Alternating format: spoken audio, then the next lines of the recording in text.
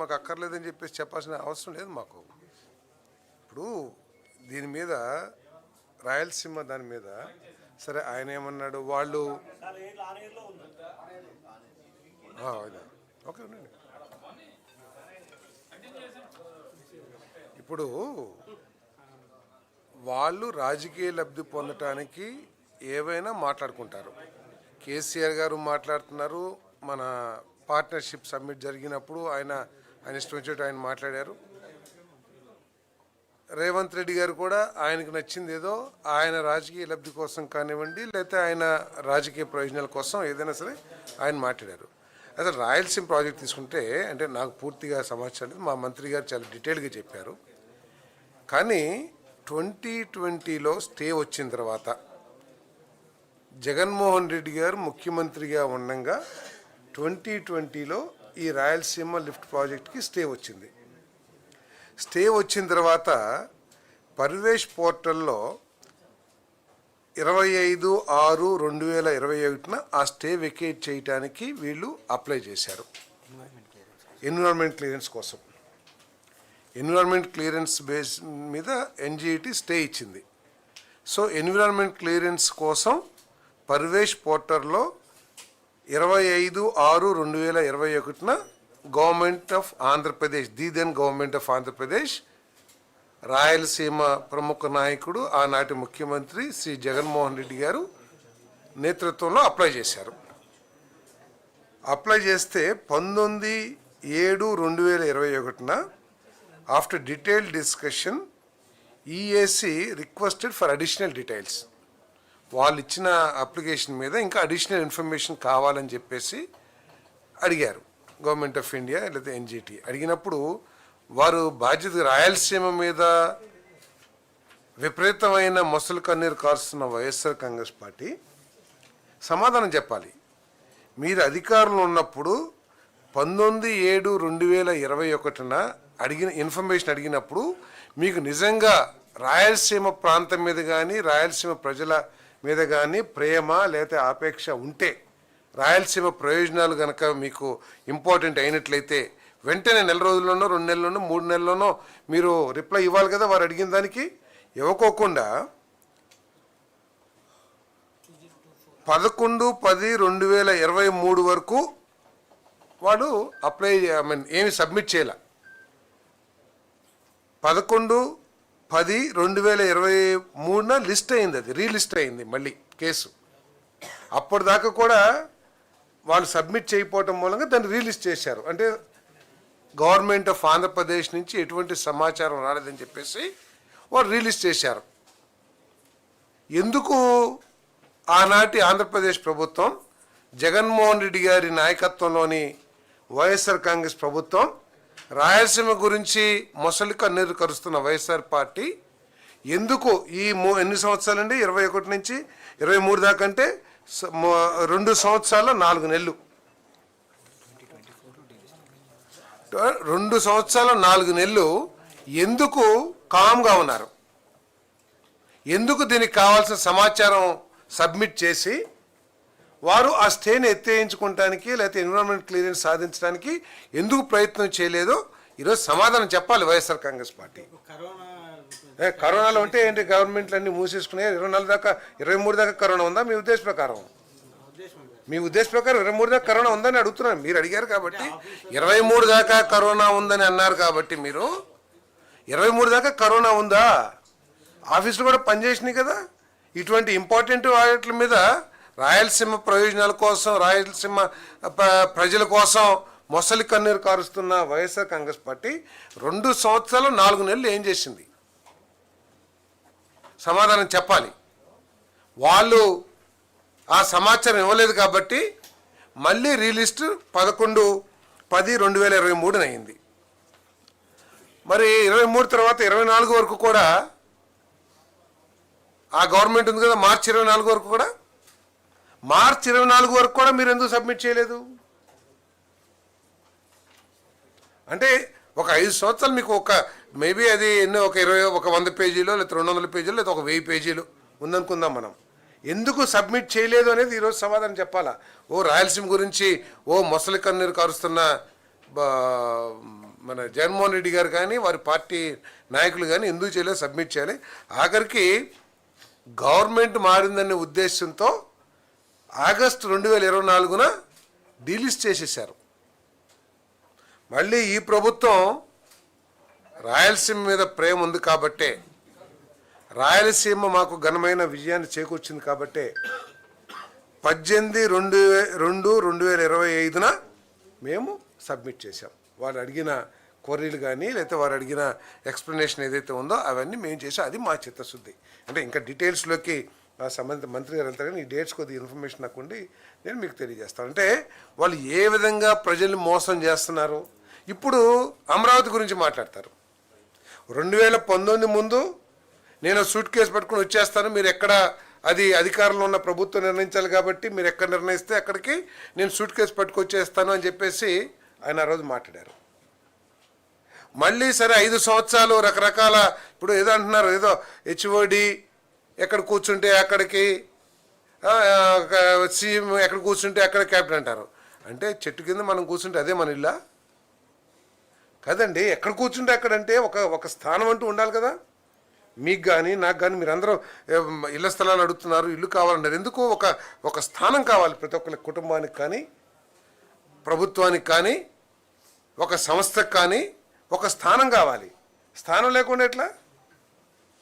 So 5 సంవత్సరాలు అటువంటి స్థానం లేకోకుండా ఆంధ్రప్రదేశ్ని ఆగమ్య గోచరంలో పెట్టిన జగన్మోహన్ రెడ్డి గారు అధికారం కోల్పోయిన తర్వాత ఏం మాట్లాడారు? మేము తప్పుగా అర్థం చేసుకున్నాము, మేము ప్రజల భావన అర్థం చేసుకోలేదు ఏదో చెప్పి మేము అమరావతికి కట్టుబడి ఉన్నామన్నారా లేదా?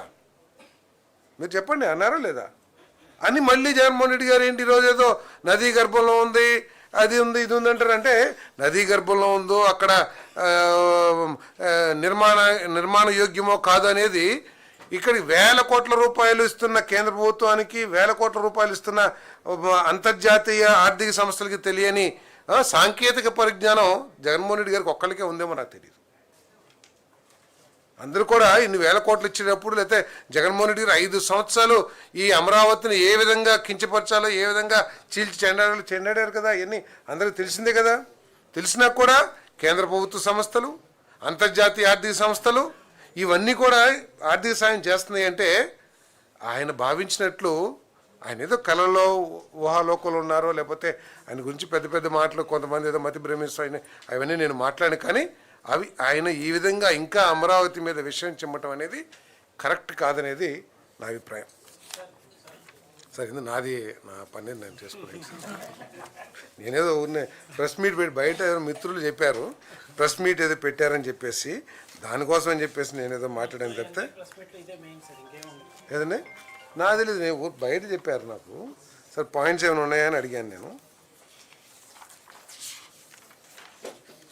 ఎనర్జీ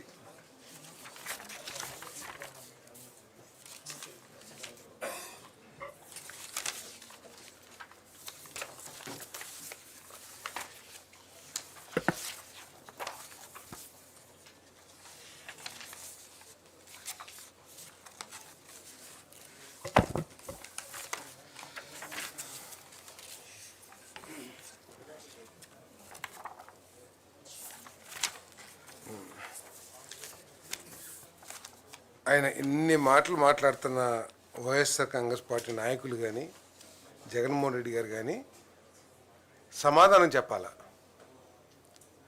ఆయన అధికారంలో ఉన్న 2019, 2020 నుంచి 2023, 2024కి ఈ డిస్కామ్ సంస్థలన్నీ కూడా, ఏది సిపిడిసిఎల్, ఎస్పీడిసిఎల్, ఈపీడిఎస్ఎల్ అన్నీ కలిపి 12,771 కోట్లు ట్రూ అప్ ఛార్జెస్ వేయాలి అని చెప్పేసి పిటిషన్, రెగ్యులేటరీ కమిషన్కి పిటిషన్ ఇచ్చారు.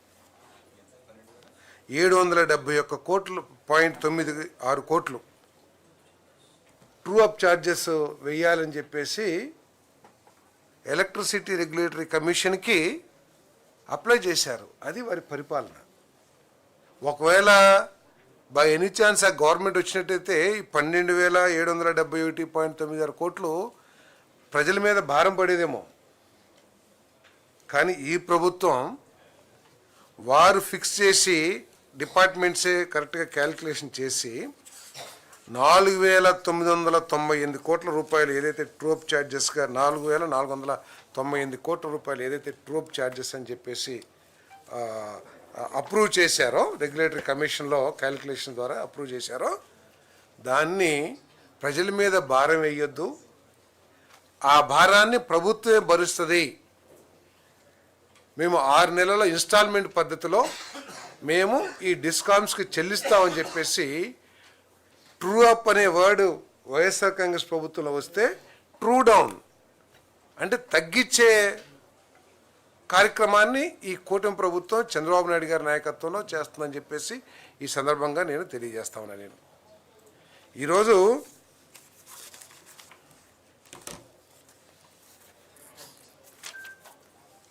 వారు 9 సార్లు కరెంట్ ఛార్జీలు ఏం చెప్పారు 2019లో మేము అధికారంలోకి వస్తే విద్యుత్ ఛార్జీలు పెంచమని చెప్పిన వైఎస్ఆర్ కాంగ్రెస్ పార్టీ 9 సార్లు కరెంటు విద్యుత్ ఛార్జీలు పెంచిన విషయం మీ అందరూ కూడా తెలిసిందే. ఈరోజు విద్యుత్ ఛార్జీలు పెంచడమే కాకుండా 1,20,000 కోట్ల రూపాయల అప్పుని ఈ ఎనర్జీ సెక్టర్, ఈ ఆంధ్రప్రదేశ్ విద్యుత్ రంగానికి అప్పులు మిగిల్చి వెళ్ళిపోయింది. ఈ అప్పులు తీర్చుకుంటూ మేము ఈ 18 నెలల కాలంలో 39 పైసల్ని మార్చి కల్లా 39 పైసల్ని తగ్గించే కార్యక్రమం చేస్తున్నామని చెప్పేసి మనం చేస్తాను. నేను ₹5.19 నుంచి ₹4.90 మార్చి కల్లా ₹4.80 చేసే కార్యక్రమాన్ని చేయబోతున్నామని చెప్పేసి మీకు మనం చేస్తాను.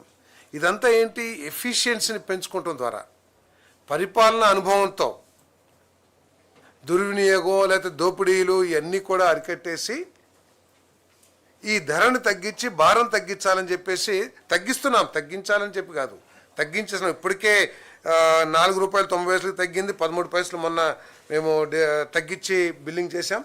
మార్చి కల్లా ₹4.80 చేయాలనే లక్ష్యంతో ఈ ప్రభుత్వం పనిచేస్తూ ఉంది. మళ్ళీ వచ్చే సంవత్సరంలో ₹4.60 మరో 20 పైసలు తగ్గించి ₹4.60 చేయాలి, యూనిట్ కాస్ట్ చేయాలని చెప్పేసి ప్రభుత్వం పనిచేస్తూ ఉంది. ట్రాన్స్మిషన్ లాసెస్ తగ్గించుకోనండి, లేకపోతే ఎఫిషియన్సీ పెంచుకునేయండి, ఏదైనా చేసి మళ్ళీ ఇప్పటికైతే 4.80 మార్చికి 4.60 వచ్చే సంవత్సరానికి, అది ఈ ప్రభుత్వం యొక్క పనితీరు అని చెప్పేసి కూడా నేను ఈ సందర్భంగా తెలియజేస్తాను.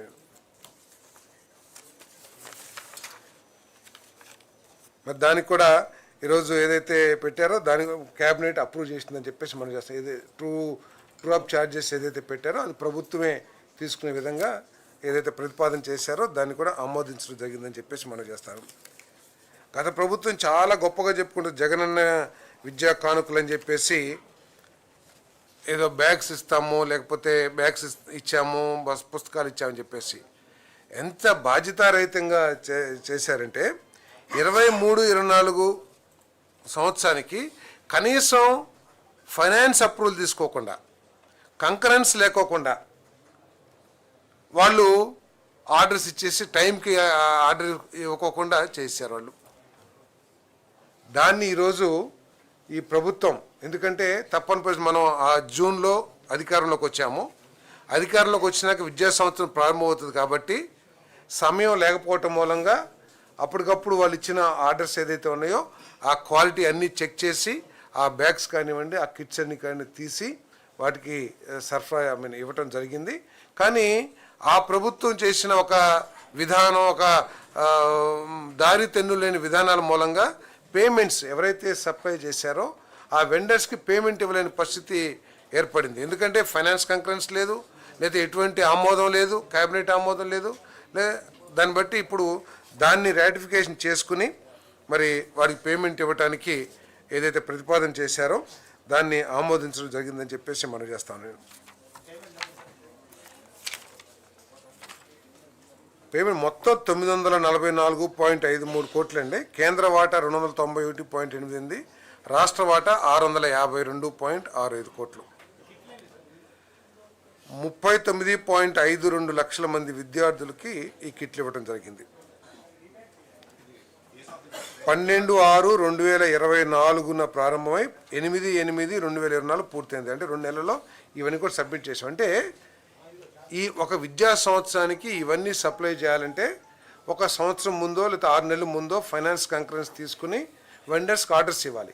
వాళ్ళు ఫైనాన్స్ కంకరెన్స్ ఏమీ తీసుకోకుండా ఆర్డర్స్ ఇచ్చేశారు. దాన్ని ఈరోజు ఈ ప్రభుత్వం చెల్లిస్తుంది. ఏ విధంగా అయితే ధాన్యం రైతులకి మోసం చేసి 1670 కోట్లు ఎంతో ఎగ్గొట్టారో, ఆ ఎగ్గొట్టిన సొమ్ముని ఏ విధంగా అయితే ఈ ప్రభుత్వం తీర్చిందో రైతులకి, ఈ విద్యార్థులకు కూడా ఎగ్గొట్టిన డబ్బు ఏదైతే ఉందో దాన్ని కూడా ఈ ప్రభుత్వం చెల్లించిందని చెప్పేసి మనం చేస్తా ఉన్నాను.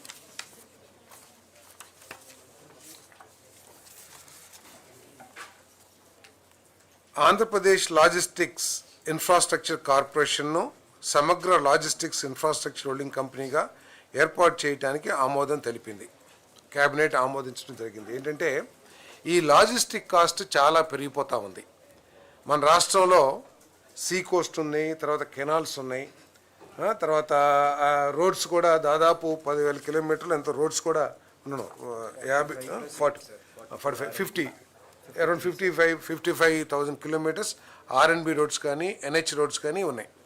సో వీటన్నిటినీ ఒక అంబ్రెల్లా కిందకి తీసుకొచ్చి AP road development corporation, airport development corporation, maritime board, inland waterways వీటన్నిటినీ కూడా ఒక అంబ్రెల్లా కిందకి చేర్చి ఒక 250 కోట్ల రూపాయలతో ఒక మూలధనాన్ని ఏర్పాటు చేసి ఈ ఆంధ్రప్రదేశ్ లాజిస్టిక్ ఇన్ఫ్రాస్ట్రక్చర్ కార్పొరేషన్ని ఏర్పాటు చేయడానికి ఏదైతే ప్రతిపాదన చేసిందో ఆ ప్రతిపాదన ఆమోదించడం జరిగిందని చెప్పేసి మనం చేస్తా ఉన్నాం. దీని ద్వారా లక్ష్యం ఏంటంటే రాబోయే రోజుల్లో ఈ లాజిస్టిక్ ఎక్స్పెండిచర్ ఏదైతే ఉందో దాన్ని తగ్గించాలి. రోడ్లని అభివృద్ధి చేయటం కానివ్వండి, ఇన్లాండ్ వాటర్ వేస్ని డెవలప్ చేయటం కానివ్వండి, సీ ట్రాన్స్పోర్టు మ్యారిటైమ్ బోర్డు ద్వారా చేయటం కానీ, ఇవన్నీ రైల్వేస్ ఇవన్నీ కూడా చేయటం ద్వారా. జియోఎంఎస్ నెంబర్ 5 పరిశ్రమలు వాణిజ్యం శాఖ తేదీ 9/4/2025లో పేర్కొన్న కంపెనీ పేరును Arcelor Mittal Nippon Steel India Private లిమిటెడ్కి మనం ప్రాజెక్ట్ శాంక్షన్ చేసిన విషయం మీకు తెలిసిందే. వాళ్ళకి ఒక పోర్టు కూడా మనం ఇవ్వటం జరిగింది. సో దాన్ని ఇప్పుడు వాళ్ళ అవసరాల కోసం, అంటే వాళ్ళ ప్రొసీజరల్ అవసరాల కోసం దాన్ని Arcelor Mittal Nippon Steel India Private Limited నుండి Messrs AMNS Ports Rajayyapeta Private Limited అనే స్పెషల్ పర్పస్ వెహికల్గా మార్చడానికి వాళ్ళ రిక్వెస్ట్ని ఆమోదం తెలిపింది. ఇదేంటంటే లోన్స్ తీసుకుంటానికి కానీ, లేకపోతే వాళ్ళు ప్రాజెక్ట్ ఇంప్లిమెంటేషన్లో సౌలభ్యం కోసం వాళ్ళు ఇదంతా 100% సబ్సిడరీ ఆఫ్ ఆర్సిలరీ మిట్టల్. ఏఎంఎన్ఎస్ కూడా అదే, ఆర్సిలరీ మిట్టల్ నిప్పాన్ స్టీల్ పోర్ట్స్. అక్కడేమో స్టీల్ లిమిటెడ్, ఇదేమో పోర్ట్స్ అని పేరు పెట్టారు.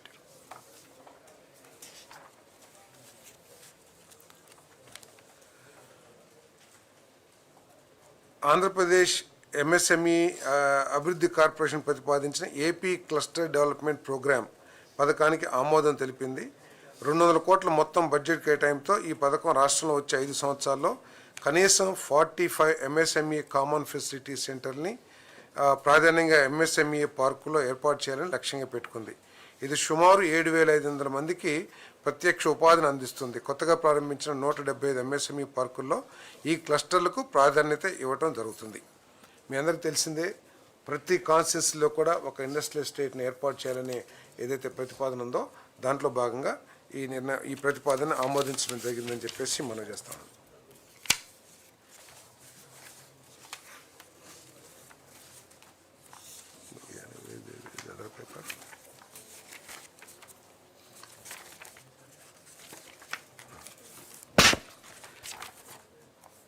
ఎస్ఐబిపి మీ అందరికీ తెలిసిందే, ప్రతి వారం కూడా ఎస్ఐబిపి సీరియస్గా ముఖ్యమంత్రి గారి నాయకత్వంలో కూర్చుని ఈ రాష్ట్ర అభివృద్ధి కోసం వచ్చిన ప్రతిపాదనల్ని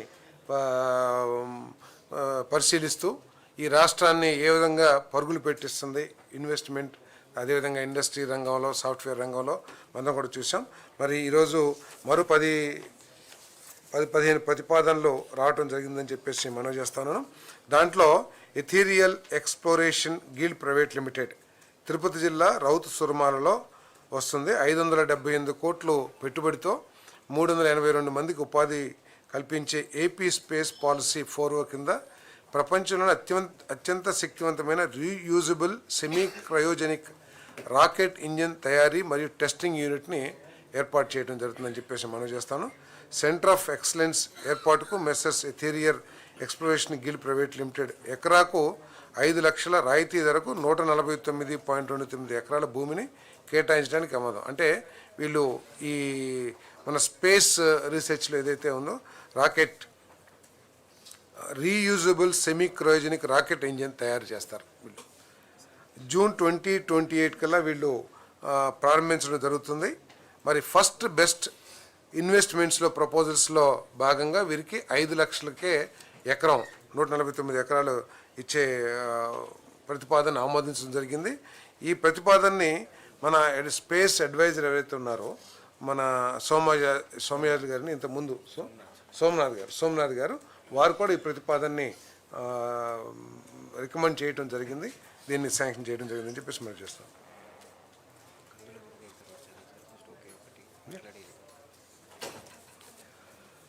అదేవిధంగా pioneer clean amps private limited Chittoor జిల్లా రామకుప్పం మండలం మనేంద్రం గ్రామంలో 159 కోట్లు పెట్టుబడితో 600 మందికి వీళ్ళు ఏంటంటే 2 సీటర్ హన్సా ట్రైనర్ విమానాల్ని తయారు చేస్తారు.